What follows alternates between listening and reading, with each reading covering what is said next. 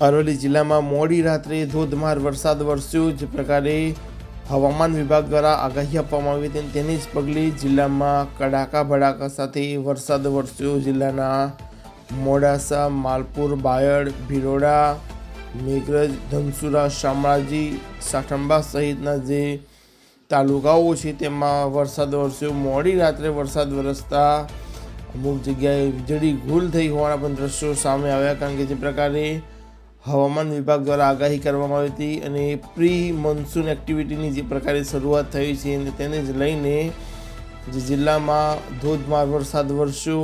વરસાદ વરસતા વાતાવરણમાં ઠંડક પ્રસરી છે, પરંતુ જે પ્રકારે હવામાન વિભાગ દ્વારા જે પ્રકારે આગાહી આપવામાં તેને જ પગલે જિલ્લાના તમામ તાલુકાઓમાં મેઘરાજાની એન્ટ્રી થઈ છે।